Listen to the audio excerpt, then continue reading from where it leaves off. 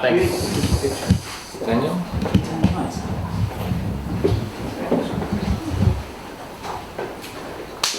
All right, so as I've been introduced with that challenge of helping us to find the things we didn't know that we were looking for, in the blurb on the website it mentioned finding the people we didn't know we were looking for, but I think it extends equally to ideas, experiences and opportunities. It's not actually as complex as you might think. As it turned out, there's a very simple formula, and it's this. So what you do is you take 40 people, 40 pounds of jumbo prawns or shrimp, and 40 bottles of wine. You put them in a random interesting space like a disused munitions factory in Berlin, or a really high-end salon in Manhattan, a demolition site in Amsterdam, a coffee roastery in Melbourne, or an art gallery in Sydney. And basically what we do is we put a long communal table down the center of the space, covered in newspaper and banana leaves, and the other ingredients are the 40 people, 40 pounds of jumbo prawns and 40 bottles of wine. The prawns, which we cook in a massive wok.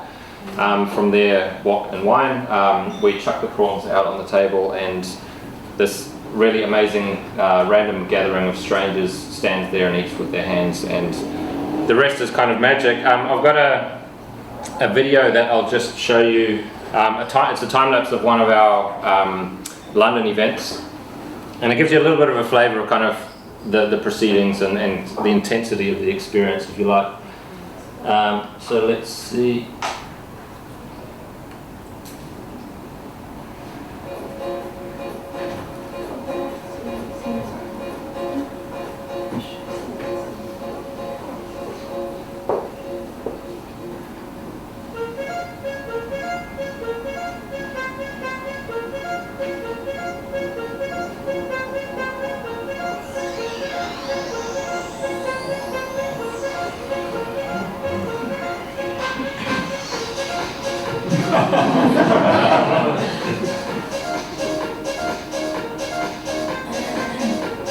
So if you try and track someone around the room, basically, because there's no real seating plan or anything, the wine's in a different place from the table. People are kind of constantly bumping into other people. We try and, as we say, maximize collisions and minimize bottlenecks. So you're constantly bumping into people in a fairly fluid way. The prawns come out in 3 different batches, so every time you come back to the table, you've got different conversation partners. This was at a space called Cockpit Arts in London, which is kind of a creative hub or a hub for creatives. And all those places that I just mentioned, and a whole bunch more. Just giving you a kind of idea of how far we've come so far. So about 4,500 people have either been to a Wok and Wine or have tried to come to a Wok and Wine and couldn't get in, or signed up for one. That's happened in about 160 events in 11 countries. But the thing I guess that I'm most proud of is that in 2013 we were picked up by Harvard Business Review, and they wrote a feature on us.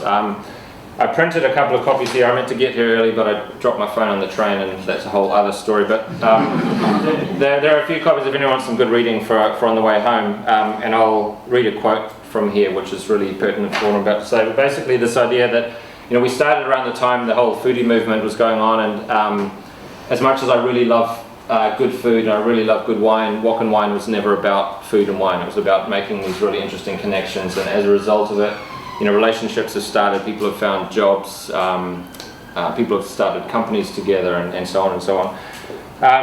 So I thought I would spend the rest of my time talking about 3 whys. So why I created Wok and Wine in the first place, why I think it works, and why I think it's really important. So the first why I created it, my background is quite varied and colourful. I grew up in New Zealand. I left there about 20 years ago, and I've lived in 5 different cities for periods of 18 months or more, some of those cities multiple times. But basically I had an agency background for most of my professional life. I moved from Amsterdam out to New York, and I was looking to do something different. And I realized how difficult it was to meet, as I described it, the people I didn't know at the time that I was looking for. The world is kind of organized into these buckets, and it really wants to put you into buckets. So, you know, you can go to events with people who are from the same country, or people who do the same thing as you, or play the same sport as you. But it would be really difficult for me to go to, say, the Portuguese Expat Association, or the American Institute of Architects or something, just because I don't have those tags or those labels. But when you're looking for your next thing, and especially in, I think, the world we're living in now, where the chance is fairly high, either it's you know, the likes of Greg, who's kind of gone from working agency side to then going freelance, so it's following a similar kind of industry path, but in a, you know, you're then kind of the master of your own time, and you're responsible for all of those things. Or quite often, as we're seeing now, you know, there's the quintessential quarter life or quarter and a bit life crisis, that you've gone to uni, you've got the corporate job, you get to your mid-30s and you're thinking, what the hell am I doing? Like, this is a good way to pay back my student debt, but I really want to be a musician or brew beer or whatever. And how to start that, and if you're you know, working for a big corporation, or you're working for a big agency, and all of the stuff you do is agency stuff, but you really want to get into something else, how do you kind of ignite those conversations? And that was a challenge that I had, and as I say, kind of the way the world is going now is that the likelihood that you are going to be working in a very different industry in 5 years' time is reasonably high. The likelihood that you're going to be working with people from a different industry or a different culture, especially in a city like London, is massively high, and the better you are at kind of engaging with different kinds of people, the greater empathy you show, the better you're able to work in teams, and therefore as a team the better you can perform. Why it works, we've spent a lot of time, actually I have a degree in psychology as well as strategy, and that probably led me down this path of really trying to understand what is it about this incredibly simple, or seemingly incredibly simple concept that is equally powerful the world over. And we've done corporate events at, you know, the biggest bank in Holland, a big law firm in Melbourne, the Amsterdam Film Week, so from really creative to really corporates, and the effect is always the same. A bunch of typically strangers come into a room, and friends, or at least less strangers than they were, leave the room. So a bunch of things that we kind of observed that were happening that were different to other events, and that were kind of giving Walk and Wine the power that it had.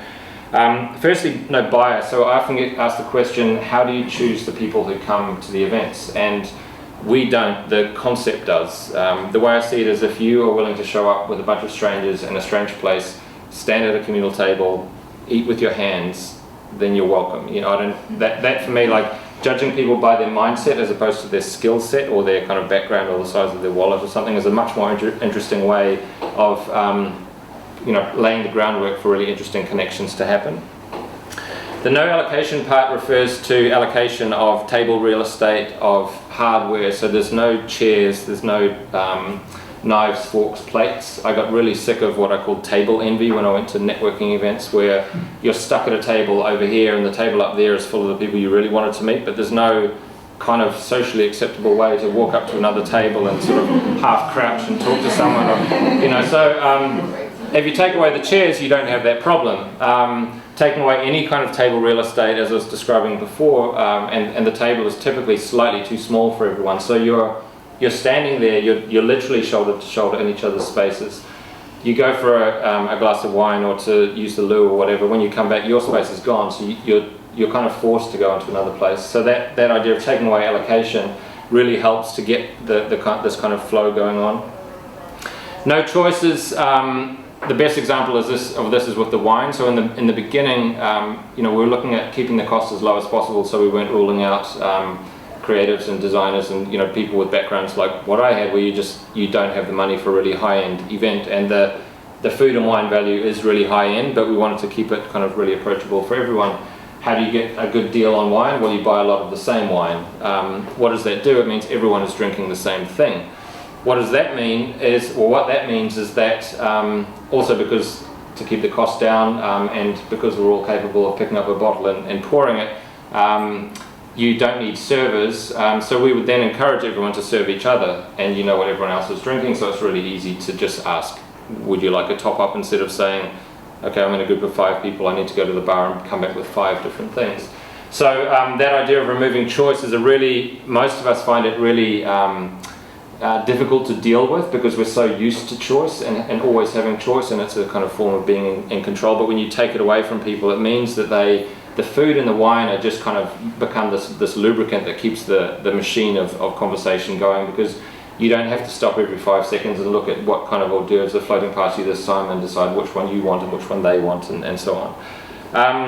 The no rules is really just about letting people be people. And you know, when a lot of events, you try and you're over orchestrated. There are things that have to happen in a certain sequence, in a certain way, or there's an activity that requires another kind of skill set or whatever. The worst events that we've ever done is where we handpicked the people who came, and the reason for that, at least in my opinion, is that they all had one common denominator, and that was me, or my team. So when you take that away, it just means that we are also part of this experience, and people kind of just get on with it. People are the absolute best entertainment if you just give them a really good platform on which to speak. And the last part is hierarchy, and that's just, everyone's the same, so there's no way of being the kind of cool guy. And we've had events where this has started to happen. We did an event in San Francisco, and everyone's pitching everything all the time in San Francisco, and a guy brought out his laptop, but the thing is, your hands are covered in prawns, so it's like, everyone wants to touch it, and the laptop really quickly went away. So you can't, when you remove that hierarchy, the other thing is, we are often the person who is kind of the top of the pyramid in one context. Is like, take David Beckham, who's top of many pyramids perhaps, but put him in a Fijian rugby dressing room, and perhaps is slightly less. Or basically, if you take away the context that builds someone up to that pyramid, it's just another bloke or another girl or whatever. And so this idea of kind of removing a lot of the social cues that we normally rely on to sort of elbow our way to the front just means that everyone can kind of relax into the situation. And the last part is why I think it's important is because our futures depend on it. Your future depends on it. And I just want to read a quote from the Harvard Business Review article, because I think it sums it up really well. But so it was written by Grant McCracken, who's a social anthropologist at MIT, who writes for HBR, and he said near the end, the economic incentives for wok and wine are clear. Those who climb out of the silos into the world have markedly better career chances. Indeed, people who bring new ideas, approaches, strategies are often hailed as heroes. But the intellectual incentives are just as clear.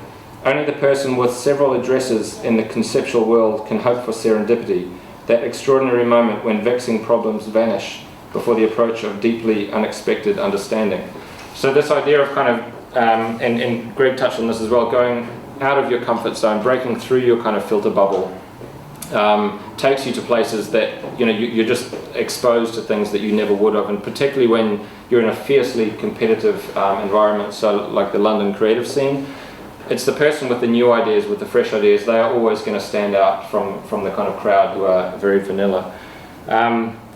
So what are you going to do about it? I thought of some tips that I could give you that are not just applying to food and wine type events or anything to do with prawns, and you can get started on them tomorrow. So the first thing that I've learned the hard way, and I continue to learn, is reserving judgment. If I'd come here in a fireman's uniform or a bikini, you probably would have thought very different things about me than I'm dressed now. We do this all the time. It is kind of part of what makes us human, and it's part of the way we as humans make sense of the world, because we are also trying to put stuff into buckets. We're trying to understand things all the time. But if you get past the "so what do you do" question at an event when you're meeting somebody, and that returning a response that you think is not interesting to you, can take you on this really interesting path that could pop up something that's very unexpected. And what we do, this always again comes up many times at our events. I don't know when it became the kind of what do you do is directly related to what is your profession or what is your job title on LinkedIn or something, and you know what we all do extends well beyond the 9 to 5 day that we're working, or the 8 to 12 for some of us. So just try and hold on and dig one level deeper, and you'll be really surprised.